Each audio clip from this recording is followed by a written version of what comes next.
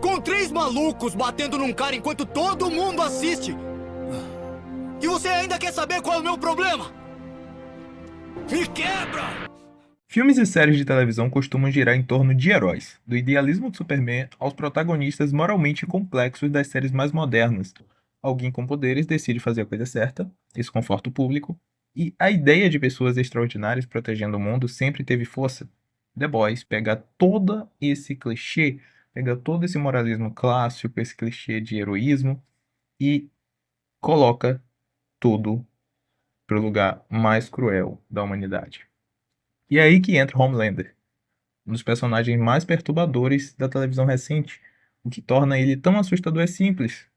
Ele se enxerga como o herói da história. Ele acha que está fazendo a coisa certa. Para entender por que o Homelander causa tanto desconforto, vale olharmos para o mundo ao redor dele.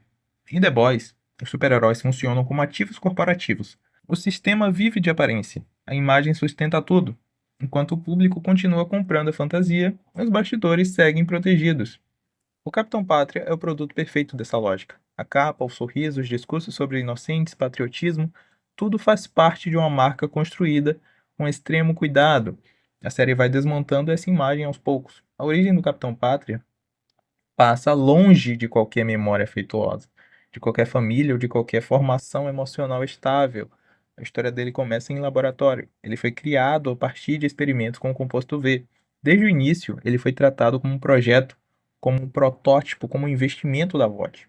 A quarta temporada reforça muito esse trauma de forma brutal, porque o resultado aparece com clareza: um homem com poder inimaginável e estrutura emocional extremamente frágil, que cresceu sem aprender empatia, sem desenvolver autocontrole e sem formar vínculos saudáveis. O que pode dar errado? Ele aprendeu apenas a performar.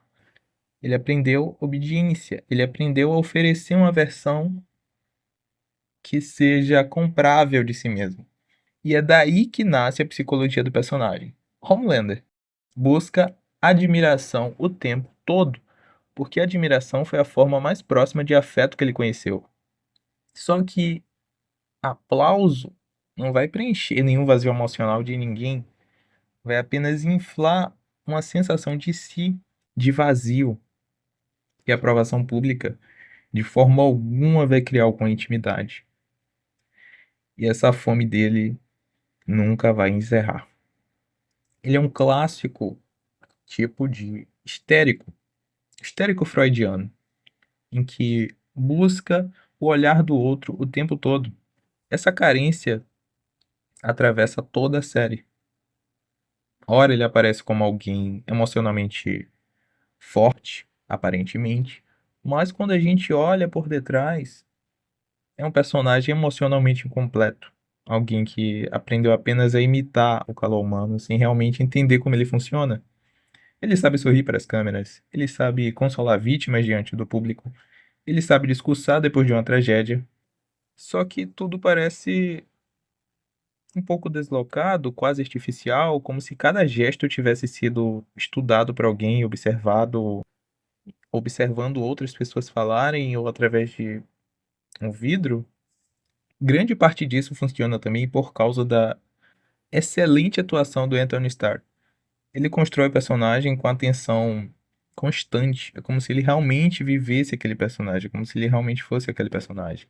Então, Homelander sempre vai falar com calma, sempre vai demonstrar confiança, vai sorrir demais e, ao mesmo tempo, vai intimidar, vai manter um olhar fixo, vai tentar te deixar desconfortável. E essa contenção toda cria uma sensação permanente de perigo. Esse é um dos pontos mais fascinantes do personagem.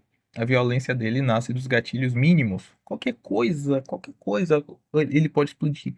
Você não sabe se vai falar uma coisa certa, você não sabe se está falando algo errado que ele não está gostando, mas tudo pode inflar ele. Basta uma frustração, basta uma perda de controle, um arranhão ali no ego, ou até ele vendo que você está tentando falar com ele de uma forma estratégica. Não sabemos como ele vai reagir. Na segunda temporada, isso fica muito claro quando ele mata o Metamorfo logo depois da tentativa de sedução. aquela cena diabólica em que o Metamorfo tá transformado na Steel, ele não gostou daquilo por algum motivo pessoal, inconsciente dele, ele não gostou daquela transformação. Então o Metamorfo, numa tentativa desesperada de tentar suprir o ego dele, acaba se transformando nele e começa a falar dele. Ele gostou de cara um pouquinho, só que ao mesmo tempo ele simplesmente parte para agressão. O momento inteiro gira em torno da validação, da identidade, do controle. Ele encerra a cena com a frase que resume bem o centro emocional do personagem: eu não preciso de ninguém. Essa frase carrega tudo. Homelander ocupa o topo do mundo desde o começo. Ele já tem fama, poder, influência, adoração, escala nacional, escala internacional. O que ele procura vai muito além disso. Ele quer confirmação constante de que merece esse lugar. Sempre que essa confirmação enfraquece, ele colapsa. O risco cresce para todos ao redor dele. E a força dele como vilão vem justamente da posição que ele ocupa. Ele está no centro do sistema. Ele participa dos filmes produzidos pela VOT. Ele é linha de frente, lidera as campanhas de marketing, influencia discursos públicos, molda a opinião das massas. O homem mais perigoso do planeta também é uma celebridade famosa. Que irônico. E a celebridade funciona com escudo. O público se apega à imagem, as pessoas vão investir emocionalmente na fantasia dele, e sempre que surgem rachaduras, muita gente prefere reinterpretar os fatos, suavizar os sinais, proteger o mito de que ele só não estava no dia bom. Durante muito tempo, o Homelander vive dentro dessa blindagem, a máquina de relações públicas, que segura toda a narrativa e protagonismo dele. Só que a série mostra com clareza que esse controle vai se desfazendo. E esse processo fica ainda mais interessante quando, em Gen V, o spin-off, a série spin-off, amplia o universo e revela a próxima geração de Super, que é treinada dentro da mesma lógica corporativa. O Homelander paira sobre tudo como o símbolo máximo do sistema. Ele representa o estágio final desse modelo. O herói criado como um produto que começa a perceber que seus criadores já perderam a capacidade de contê-lo.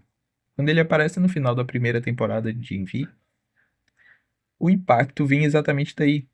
Depois de todo o esforço dos personagens, basta a presença dele para reorganizar o tabuleiro inteiro. Durante anos, os responsáveis por ele mantiveram alguma influência apelando para a carência, alimentando o ego dele, oferecendo afeto, calculando repetidamente, sem parar, o quanto o público o amava.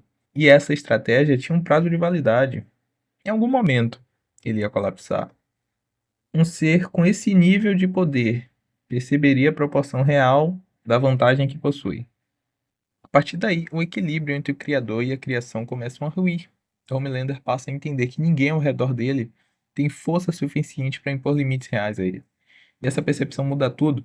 A série também ganha muito quando coloca Homelander ao lado do Billy Bruto. Os dois funcionam com forças de colisão desde o início. Billy Bruto é movido pela dor, pela raiva, pela vingança, principalmente pela raiva. E o Homelander é movido pela carência. E os dois atravessam limites com facilidade. Os dois se sentem justificados. E acreditam que a violência pode resolver o que eles quiserem resolver. Essa rivalidade sustenta boa parte da força dramática de The Boys. Billy Bruto quer encontrar um jeito de reduzir a distância entre os seres humanos comuns e um homem que funciona como arma viva. Homelander quer esmagar qualquer ameaça à imagem dele, ao ego dele e controlar tudo o que construiu para si. E a cada encontro desses dois carrega uma tensão enorme. A adaptação para a TV também amplia muito mais a complexidade do personagem. Nos quadrinhos, Homelander já tinha um peso de crueldade, e na série ele ganhou camadas muito mais adicionais de insegurança, trauma, instabilidade emocional. Isso torna tudo mais intenso. Em vez de um vilão direto, a série apresenta a figura que desce aos poucos por uma espiral cada vez mais perigosa. Esse detalhe torna a experiência muito mais perturbadora. O espectador vai acompanhar alguém percebendo gradualmente que as regras já perderam efeito sobre ele. E talvez essa seja a verdadeira fonte do horror, a ameaça central do Homelander, que vai passar pela violência, pelo narcisismo, pelo sadismo, pelas camadas do personagem. E ao mesmo tempo vai crescer ainda mais quando ele começa a aceitar a própria posição como algo absoluto. E você, o que acha? Acha que os vilões assustam pela pura indiferença? Conta aqui nos comentários. E como sempre, obrigado por assistir.